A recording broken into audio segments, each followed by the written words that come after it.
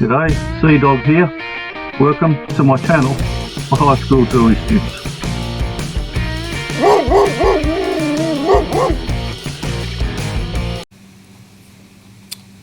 Hey guys, welcome to our new video series on what we call a wheat twist ring. So I've got here a head of West Australian wheat. This comes from down towards Esperance Way on my wife's family farm, and I've got a ring and there's a connection. So this is called a wheat twist ring, and you can buy them, and you can see other YouTubers have explained how to make them too, but I'm just going to break this down really step by step for you in this series. So why is it called a wheat twist ring? So on our head of wheat here, we've got these individual grains here. So each one of these grains, when you plant that, you get a plant of wheat, and the plant may have 2 or 3 of these heads on it, and this one here, as you can see, it's got lots and lots of grains. So 1, 2, 3, 4, 5, 6, 7, 8 rows of 4, 32 grains of wheat. So it only takes one of these to get a 32-fold return. Sometimes you can get lots more than 32. Down here, you've got a centre line here, and then the grains are separated either side of that centre line, sort of up like that, and then this one out towards this side. So we're going to use this pattern here. We're going to use that pattern to make our ring. So in the same way as the wheat has a centre line, this ring here has a centre line down here, and then it's got these little facets going off either side of that, and hence its name, the wheat twist ring, because the pattern on here is very similar to the pattern on what we call a head of wheat here. Okay, we're going to have a go at making this wheat twist ring, and I've got 2 lengths of 1.5mm sterling silver wire here. I need to carefully mark the middle because we're going to fold it into a U, so it's just over 150, so I'm just going to go just over 75mm on both of those. My next step is to grab some round nose pliers and bend these into a nice U shape, a nice tight U. So fairly, I don't know, what's that, 1/3 the way down the pliers. I'm just going to bend them around so the 2 ends are more or less lining up there.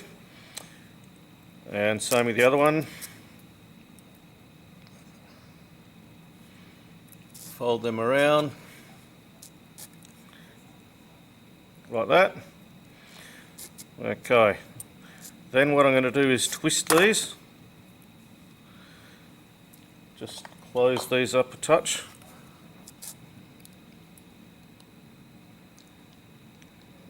Like that. Beautiful. So I've got that, and identical on this one here. Okay, now we're going to do some twisting.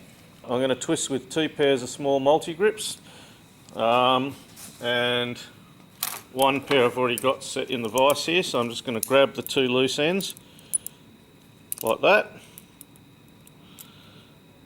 Make sure the wires are nice and together, like so, and make sure it's clicked nice and tight, and pop that there.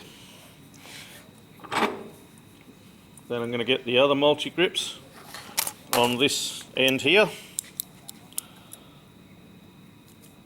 and click those here. Now, the thing that makes the twists on this ring look really cool is I'm going to twist this one clockwise, and the other one I'm going to twist anti-clockwise, and I'm going to try and get both twists the same level of tightness together, and I want a fairly tight twist for this particular project.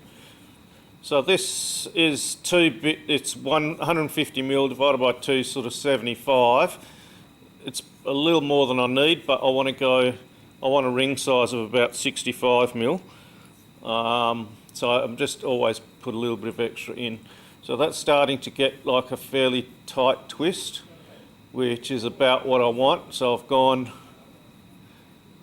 clockwise on this one, and I'm happy with that now, and that's nice and tight. So I'm going to just pop him to the side,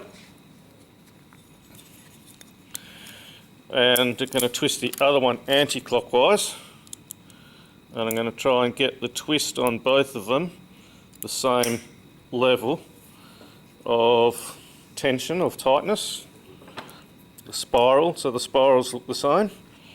So I'm just going to pop him there, and here's where sometimes I forget, I've got to go anti-clockwise now with this one. And just keep tightening it, and then in a minute, once it gets a bit tighter, I'll put the other one next to it so that I can just confirm that the level of tightness of the twist is as close as I can get it to being exactly the same, and so it needs to be quite a bit tighter there.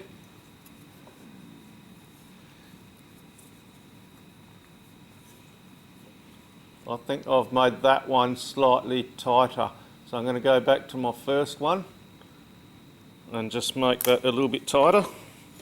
Okay, this was a clockwise one, so I'll just put them to, it's almost right actually, but we'll just see if I can go a tiny bit more.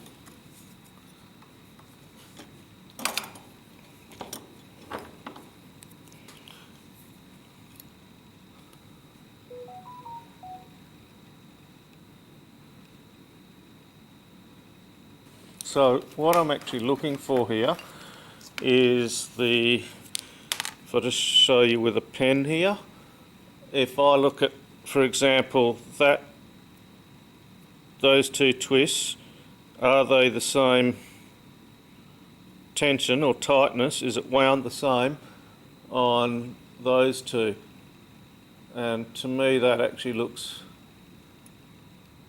pretty decent, so I'm going to accept that that's good enough, and we're going to go to the mill and just roll these, not super flat but a little bit flat.